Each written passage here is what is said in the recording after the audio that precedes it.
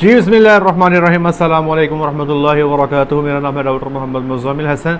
एक नए सेशन के साथ आपकी खिदमत में हाजिर हैं कि ईद गुजर चुकी और जैसे ही ईद गुजरी है, ईद के पहले दिन सुकून रहा है और ईद के दूसरे दिन से फिर दोबारा लंपी केसेस के जो केसेस हैं, लोगों ने रब्ता करना शुरू कर दिया और सारा दिन एक ही काम करते हैं कि लंपी की ट्रीटमेंट्स ही आगे पीछे घुमाई जा रहे हैं। कभी किसी को कुछ और डिफरेंट जो है केसेस हमारे सामने आ रहे हैं। हल्के से हल्का केस है और हैवी से हैवी केस है। और इसमें हमने कुछ नुस्खा जात आपके की खिदमत में पेश किए थे। एक पान के पत्तों वाला नुस्खा था जो हमने आपकी खिदमत में पेश किया था और कई सारे लोगों ने इस्तेमाल किया। बहुत सारे लोगों की तरफ से पॉजिटिव रिस्पांस आया, कुछ लोगों की तरफ से नेगेटिव रिस्पांस भी आया कि उसके इस्तेमाल करने से कोई ख़ासा फ़ायदा नहीं हुआ, लेकिन ज़्यादातर लोग ऐसे थे जिन्होंने पॉजिटिव रिस्पांस दिया। और मैंने ख़ुद भी कुछ केसेस में इस्तेमाल किया जो मेरे पास केसेस थे। अच्छा, पहले मैं ये बता दूँ आपको कि ये जो लंपी स्किन का जो हमला है ये कोरोना की तरह ही है। आप देखें, मैं अपना बताता हूँ कि जैसे कोरोना के जो आउटब्रेक पाकिस्तान में या पूरे दुनिया में हुई है, पिछले 2-3 सालों में मुझे 2 या 3 दफ़ा ज़ुकाम हुआ है। हल्की फुल्की खांसी, 2-4 छिकें, हल्का फुल्का बुखार, एक दिन मेडिसिन ली और ठीक हो गया। ठीक है जी। ऑल्दो मैंने कोरोना का टेस्ट नहीं करवाया, हो सकता है हो गया हो। कुछ लोग ऐसे थे जिनको कोरोना हुआ, उनको 2-4 छींकें आई, वो ठीक हो गए। कुछ लोग ऐसे हुए जिनको कोरोना हुआ, वो काफ़ी बीमार हुए, मेडिसिन ली, ठीक हो गए। कुछ लोग ऐसे हुए जिनको कोरोना का हमला हुआ और उनको हस्पताल जाना पड़ गया। कुछ लोग ऐसे थे जिनको कोरोना का हमला हुआ और वो हॉस्पिटल में भी गए और वेंटिलेटर्स पे रहे और कई सारे लोगों का इंतकाल भी हो गया। अब वायरस तो कोरोना ही था, लेकिन मुख्तलिफ लोगों के अंदर मुख्तलिफ तरह वो अपने आसार दिखा रहा था। कुछ में बिल्कुल कोई मसला नहीं, कुछ में बहुत शदीद। इसी तरह लंपी भी जो है, कुछ जानवरों में तो 4-5-6 दाने निकलते हैं, आप इंजेक्शन लगाते हो, दाने बैठ जाते हैं, अल्लाह खैर सका। कुछ जानवरों में ऐसे होता है कि बुखार होता है, दाने होते हैं, आप ट्रीटमेंट करते हो, हफ्ते 10 दिन में जानवर कवर। कुछ जानवरों में ऐसे होता है कि केस ख़राब हो जाता है, मतलब जानवरों के जिस्म पे दाने निकलते हैं, पिछले फटते जाते हैं, नए दाने निकलते जाते हैं, मुंह पे सोज आ जाती है, टांगें सूज जाती हैं, जानवर को शदीद तकलीफ़ होती है, टेम्परेचर उतरने का नाम नहीं लेता, जानवर बैठने का नाम नहीं लेता और अल्टीमेटली किसी किस्म की ट्रीटमेंट पे भी जानवर रिस्पॉन्ड नहीं कर रहा होता और at the end of the day उसकी एक्सपायरी हो जाती है। देखें, आपने जो भी देसी नुस्खा इस्तेमाल करना है, उसके साथ साथ जो मेडिसिनल ट्रीटमेंट है वो आपने नहीं छोड़नी। ठीक है, तो अभी मैं आपको बताने ये जा रहा हूँ कि ये पान के पत्तों के हवाले से ये नुस्खा है क्या, और ये बताऊँगा ये पान के पत्ते करते क्या हैं, ताकि जब तक आपको ये नहीं पता होगा कि इन पान के पत्तों में है क्या, तब तक आप इस्तेमाल तो कर रहे होंगे, आपको पता नहीं होगा ये करते क्या हैं। तो मैं आपको बताता हूँ ये पान के पत्ते चीज़ क्या हैं। पान के पत्ते के बारे में कुछ लोग कहते हैं ये गर्म होते हैं, ये ऐसे होते हैं, वैसे होते हैं। आपको तो पाकिस्तान में सियाने बहुत हैं और उनको सबसे पहले ये इस चीज़ की टेंशन हो जाती है कि यार ये चीज़ गर्म है, ठंडी है। पान के पत्तों में 100 ग्राम पत्ते में सिर्फ 44 कैलोरी एनर्जी है, तो ये कंसेप्ट गलत है कि ये गर्म होते हैं। इसमें कैलोरी बहुत थोड़ी होती है, लोग इसको वज़न कम करने के लिए भी इस्तेमाल करते हैं। पान के पत्ते में 0.5% फैट होती है जी। ये इसमें पानी की मिकदार बहुत ज़्यादा है। ठीक है, 85 से 90% पानी होता है। ये विटामिन सी का एक बहुत रिच सोर्स है। अब आप में कई सारे लोग ऐसे होंगे जो विटामिन सी अपने जानवरों को खिला रहे होंगे, कई सारे लोगों में जानता हूँ। तो पान के पत्ते जब खिला देते हो तो जानवर को विटामिन सी भी मिल जाता है, राइबोफ्लेविन मिल जाता है, विटामिन मिल जाते हैं और कैल्शियम भी अच्छी खासी मिकदार में पान के पत्तों से मिल जाता है।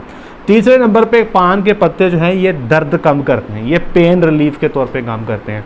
पुराने ज़मानों में लोग जो इसका पेस्ट है ना जी, पान के पत्तों का पेस्ट और पान के पत्तों का जूस, वो पिया करते थे अपनी अंदरूनी दर्दें ख़त्म करने के लिए। इवन के ज़ख्मों पर भी पान का पेस्ट लगाया जाता है ताकि ज़ख्म जो है, जैसे कोई किसी किस्म की लेसरेशन होगी, कोई बर्न हो गया, कुछ शायद जल गई, तो वहाँ पे पान के पत्तों को का पेस्ट लगाया जाता था दर्द को दूर करने के लिए। ये आपका डाइजेस्टिव सिस्टम, आपका निज़ामी निज़ाम उसको बेहतर करता है, आपके मेटाबॉलिज्म को फास्ट करता है और अंतड़ियों में से खुराक को ज़्यादा हज़म करने में भी मदद देता है। इसके साथ साथ पान के पत्ते जो आपकी मुंह की हेल्थ है, ओरल हेल्थ, उसको बेहतर करते हैं, दांतों में कीड़ा लगने से रोकते हैं। अच्छा, वो आप एक बात सोचिएगा, ये मैं फिर पान के पत्तों की बात कर रहा हूँ, मैं पान जो आप खाते हैं उसकी बात नहीं कर रहा जिसमें तंबाकू है या लोग इस्तेमाल करते हैं, मैं उसकी बात नहीं कर, सिर्फ अकेले पान के पत्तों की बात कर रहा हूँ। ठीक है। अच्छा, इसके साथ ये लोग वज़न कम करने के लिए भी इस्तेमाल करते हैं और ये एंटी कैंसरस भी है, कैंसर के ख़िलाफ़ भी बचाव देता है, एंटीऑक्सीडेंट भी है, एंटी म्यूटाजेनिक भी है और एंटी बैक्टीरियल भी है। जो बैक्टीरिया हैं उसके ख़िलाफ़ भी ये अपना असर शो करता है। आपको पता है कि ये जो लंपी स्किन है ये इसका मसला वायरस की वजह से होता है। अब वायरस जो है जैसे ही जानवर को आ जाता है, जानवर का मुदाफ़त का जो निज़ाम है कम हो जाता है, जानवर को इर्द गिर्द से बहुत सारी बीमारियां पड़ जाती हैं। तो जब आप पान के पत्ते देते हो तो ये एंटीबैक्टीरियल के तौर पे भी काम करते हैं। ये शुगर के मरीज़ों के लिए बेहतर है, हाई कोलेस्ट्रॉल वाले पेशेंट्स के लिए बेहतर है, और वुंड हीलिंग में भी ना सिर्फ ये कि ये ज़ख्मों पे दर्द को कम करता है बल्कि ज़ख्म को ठीक होने में मदद देता है। अगली बात सुने, हैरान हो जाएंगे, पान के पत्तों से सांस लेने में आसानी पैदा होती है।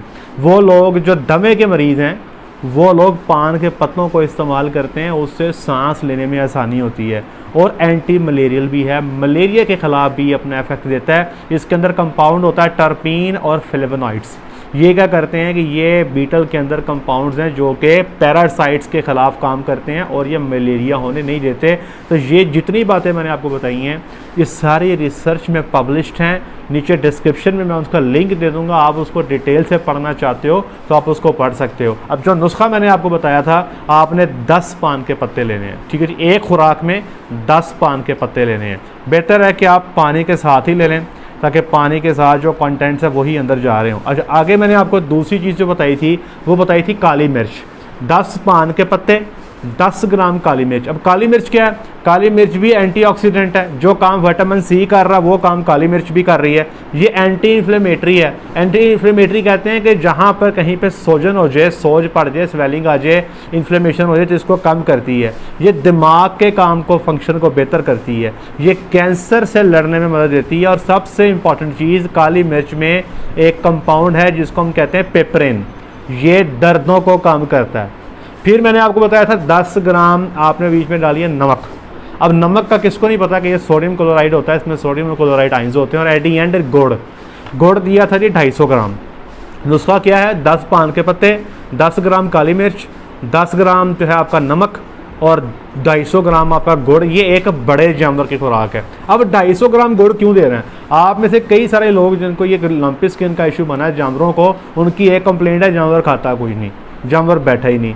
जब आप उसको गुड़ देते हो तो उसको एनर्जी मिलती है। हमारे यहाँ अमूमी तौर पे लोग बच्चे की पैदाइश के बाद जानवर को गुड़ खिलाते हैं, ठीक है, या फिर आखिरी महीनों में गुड़ खिलाते हैं ताकि जानवर को तवानाई मिले। तो जब आप जानवर को 250 ग्राम गुड़ दिन में 3 दफ़ा खिला देते हो, पहले दिन आपने दिन में 3 दफ़ा करना है। ये एक खुराक है, 250 ग्राम गुड़ है, 10 ग्राम काली मिर्च है, 10 ग्राम नमक है और 10 पान के पत्ते। ये खुराक है। इसको अच्छी तरह आपने ग्राइंड कर लेना है या इसको पीस लेना है। इसकी पिनियाँ बना के जानवर के मुंह में डाल देनी है।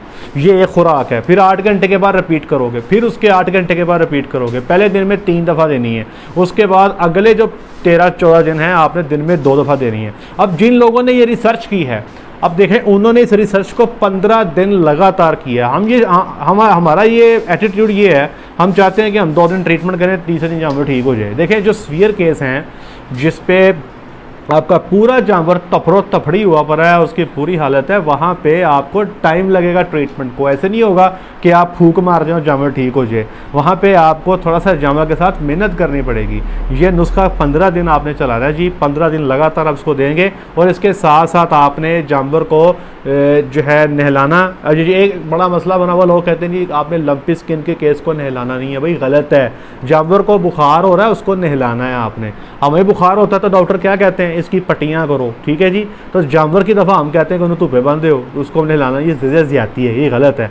नहलाने का तरीका क्या होगा? सबसे पहले आप जानवर के सर पे पानी डालें अच्छी तरह को, 10 मिनट जानवर के सर पे पानी डालने के बाद फिर पूरे जिस्म पे पानी फेर दें। मेरे पास जो लंपी के केसेस हैं, हम जानवरों को दिन में 6 से 7 दफ़ा, कुछ जानवरों जो उनका बुखार नहीं उतर रहा, हर घंटे बाद 15-15 मिनट नहला रहे हैं। दूसरा, लोग ये कहते हैं कि भाई लंपी के केस में टीका नहीं लगाना, टीका लगाओगे केस ख़राब हो जाएगा। देखिए मेरा ख्याल ये है कि मैं पिछले 6 महीनों में 1000 के करीब केस कर चुका लंपी के, और बेबा हमने टीके लगवाए हैं। ये ऐसे है कोई 90% केसेस हमारे अल्हम्दुलिल्लाह रिकवर हुए हैं। तो भाई वो केस जो गंदा केस है जिसमें पूरा जानवर दानों से भर चुका है, जिसमें टांगें सूज गई हैं, झालर सूज गई है, मुंह सूज गया है, वहाँ पे फिर अगर आप डॉक्टर को बुला के कहें इसको ठीक कर दो, फिर वो टीका लगने से 2-4 दिन के बाद मर जाए, तो कसूर टीके का नहीं है।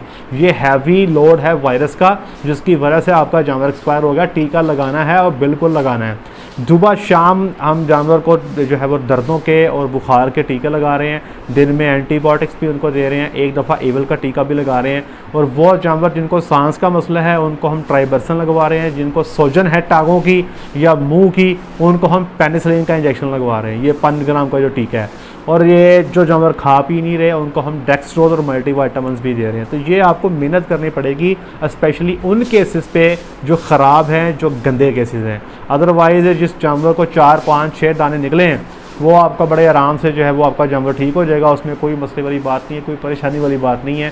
सिंपल कि हमने कुछ केसेस में इवन के एक एवल का टीका रात को लगवाया, सुबह के टाइम सारे दाने ख़त्म, ऐसे केसेस भी थे। तो ये फ़र्क ही है जी। आपने अपने जानवर को जब भी केस आ जाए उसको पीछे पड़ जाएँ। और मेरे अपने पास एक फार्म पे केस खड़ा है जी, उसको महीना हो चुका है, पहले 10 दिन उसने हमें ख़राब किया है, 10 दिन उसकी हमने ट्रीटमेंट किया, टका के उसके ऊपर चढ़े रहे हैं।